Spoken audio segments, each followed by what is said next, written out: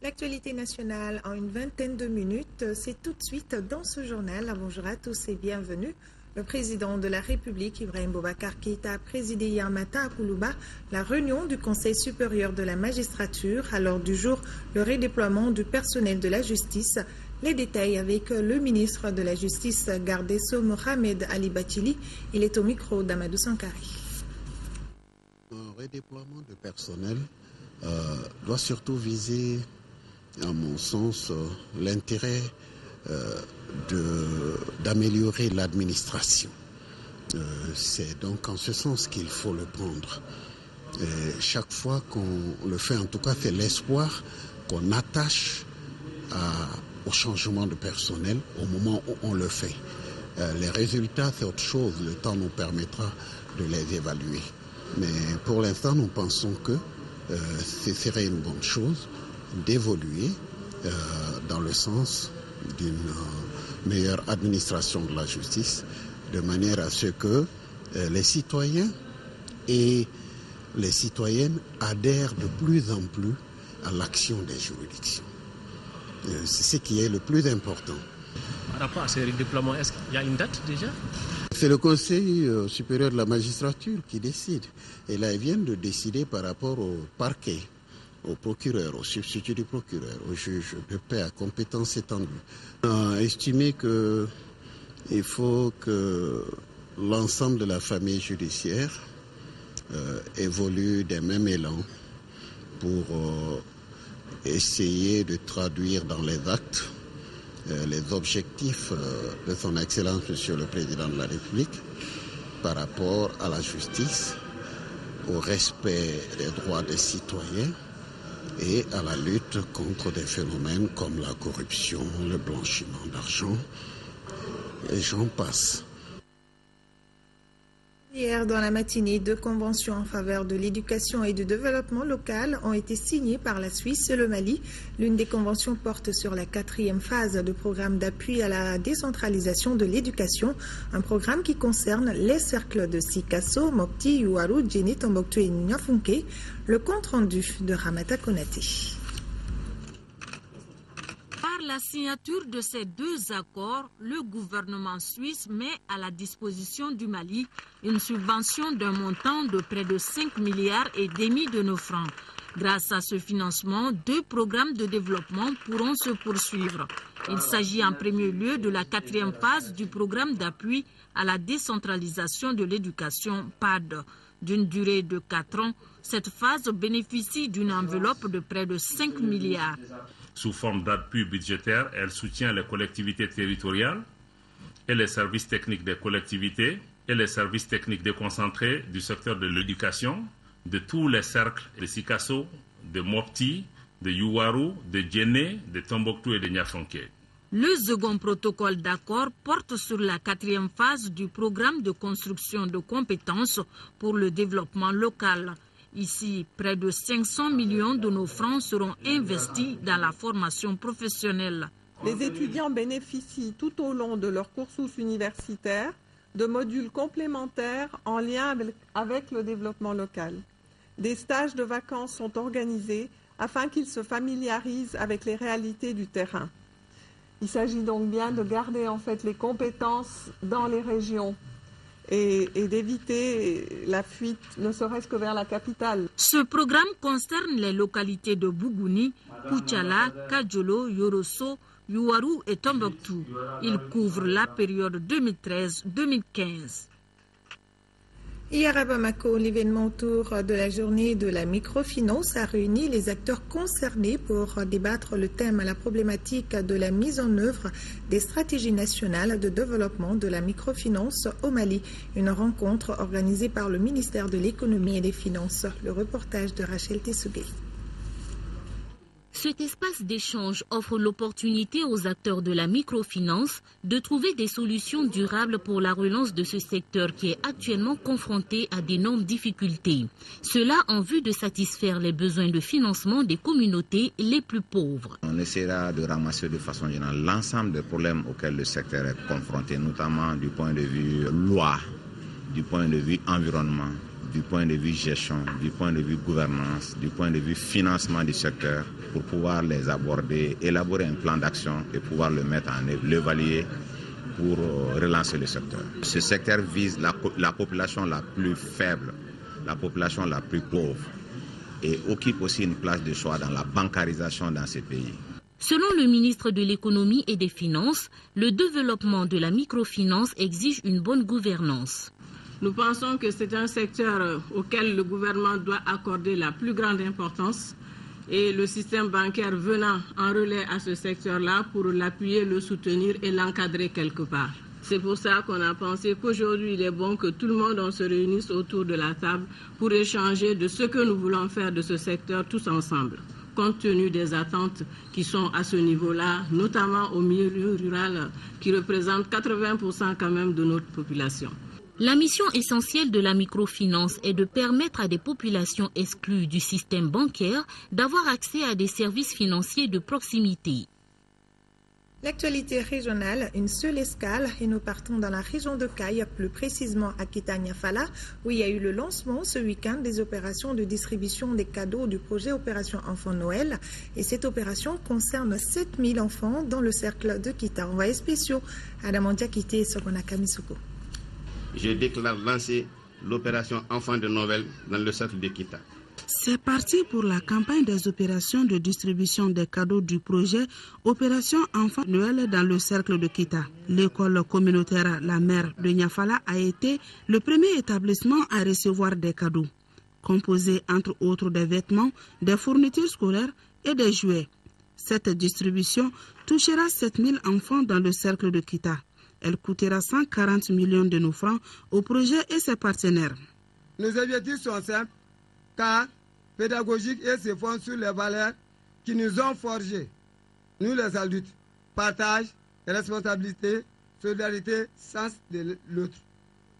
Apporter aux élèves du matériel didactique et ludique, leur faire sentir la joie de l'enfance. Le projet Enfant Noël a vu le jour au Mali en 2006. Il est entièrement financé par la bourse samaritaine des États-Unis. C'est une joie pour moi de voir les enfants aussi joyeux. J'interpelle les parents de faire leur priorité l'éducation des enfants. C'est la joie, c'est le grand plaisir. Nous ne pouvons que dire merci à l'opération Enfant Noël et ses partenaires pour ce geste qui restera éternellement gravé de nos cœurs. Les autorités communales, administratives et scolaires de Kita ont tour à tour salué cette initiative. La cérémonie a été marquée par la remise d'attestations. Faisons maintenant un petit tour dans le passé pour parler de l'arrivée à la gare de Bamako du premier train à vapeur de la voie ferrée Caille-Niger. C'était le 13 mai 1904 à 13h. Pour rappel, le Caille-Niger est le premier tronçon exécuté par le réseau ferroviaire Dakar-Niger. Ce vieux rêve de Louis Faidherbe, gouverneur du Sénégal, a été concrétisé en 1924 par le raccordement des tronçons Thiès-Caille et Caille-Niger. Contexte et évolution des travaux du Dakar-Niger, c'est dans ce dossier réalisé par Lamine Tchekoura Koulibaly avec la voix de Mohamed Ould Mamouni. C'est en 1881 que débute la construction de la voie ferrée Caille-Niger, premier tronçon d'un réseau ferroviaire qui s'appellera le Dakar-Niger parce que reliant l'océan Atlantique à partir du port de Dakar à Koulikoro sur le fleuve Niger. Le Caille-Niger est le tronçon qui se trouve sur le territoire malien. C'était la ligne prioritaire pour le gouvernement français. Le projet avait aussi effectivement des objectifs militaires. Pour pouvoir s'engager dans le Soudan, il fallait aller vite. Et surtout, on avait peur que l'Angleterre ne vienne prendre effectivement le fleuve et aller à Tombouctou.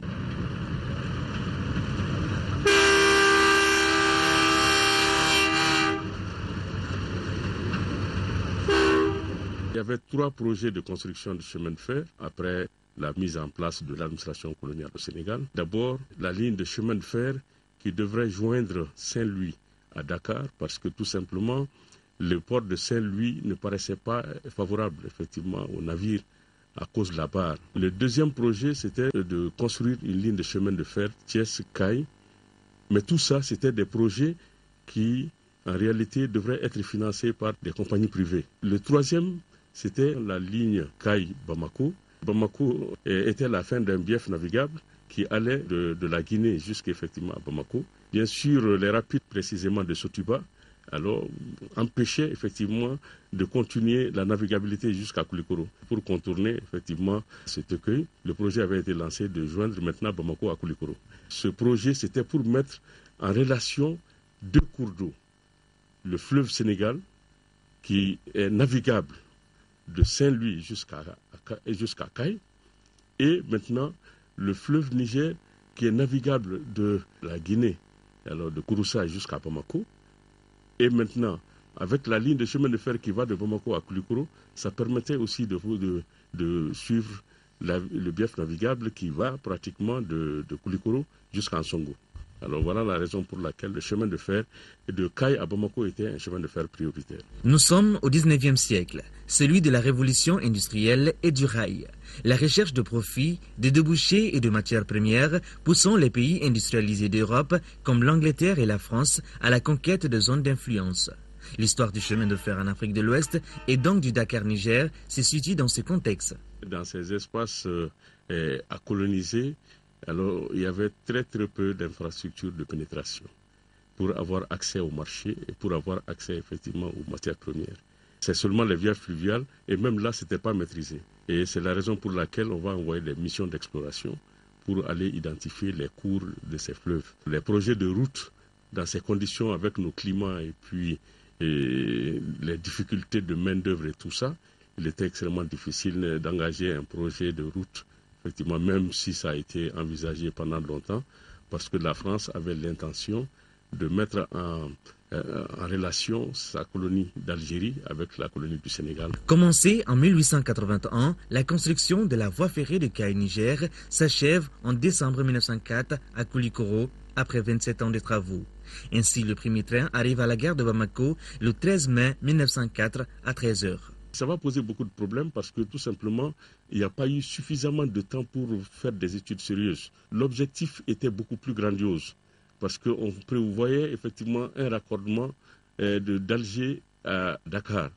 Et cette ligne transsaharienne qui devrait passer par là, on avait mis plusieurs missions pour faire ce travail, mais toutes ces missions échouées et pour cela, on s'est engagé directement dans le 4e projet qui était le projet qui a été lancé par le gouverneur général du Sénégal. C'est une région très tourmentée en termes de relief et donc avec beaucoup de cours d'eau aussi qui tranchent un peu dans le pays. Et donc c'était extrêmement difficile de faire porter ce projet sans difficulté. Et sans compter aussi que ça traversait un territoire qui n'était pas encore sous le contrôle de la France parce que ça faisait partie de l'Empire toucouleur. Et pour cela, donc, il fallait se préparer à une guerre parce que ça coupait les États toucouleurs en deux. Il y avait des trains à vapeur.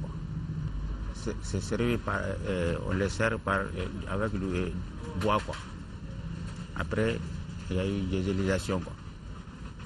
Vers les 1950, il y a eu des trains à gélisation. Le raccordement des tronçons Caille-Niger et Thiès-Caille en 1923 et l'abandon du tronçon fluvial Saint-Louis-Caille consacrent le réseau ferroviaire Dakar-Koulikoro. Le rêve de Faidherbe vient d'être réalisé. Un réseau continu de voies ferrées relie désormais l'océan Atlantique au fleuve Niger avec un vaste ensemble aux potentialités énormes. Le chemin de fer va faciliter l'exploitation de ces potentialités et constituer un pont commercial entre la France, le Sénégal, le Soudan. Dans le cadre de l'anniversaire de la disparition de Robert Nesta Marley alias Bob Marley, le mouvement Rastafari du Mali, Mourasma, a rendu un hommage à ce lion de la musique reggae. C'était le lundi soir au stade Ouanzan Koulibaly, ici à Bamako. Des messages de paix et de réconciliation ont été véhiculés par les artistes chanteurs reggaemen en présence d'une foule nombreuse. Moussa Tidjani Kanté pour les détails. Le mouvement Rastafari du Mali, pour marquer la fête anniversaire de la disparition de Bob Marley ce 11 mai 2014, a choisi le stade Ouanzan Koulibaly pour le grand sound system 100% reggae, à l'image du Kings of Kings. Robert Nesta Marley est né le 6 février 1945 à Ruiden Hall, près de Nint Mills. Bob Marley est né d'une mère noire jamaïcaine, Cédella Marley Brooker, et d'un père blanc d'origine anglaise, né en Jamaïque. 33 ans après, les Rastas se souviennent toujours de l'homme et de ses œuvres. Sur Bob, c'est pour vous dire tout simplement que il a ramené le rastafarisme à une autre dimension telle que les gens ne s'y attendaient pas. Parce qu'avec Bob, on va voir tout de suite que le reggae va prendre, c'est-à-dire Bob va lui insuffler une certaine dynamique telle que le reggae va devenir international. C'est le groupe Mabel System, dirigé par Adama Ba, dans un tempo roots reggae, que les jeunes se sont exprimés toute la soirée, du reggae à la malienne. Bob Marley nous a quittés le 11 mai 1941 à Miami, considéré par les Rastas comme le roi des rois. Son disque Rastaman Vibration en 1976 est le plus vendu de son vivant et son premier succès américain.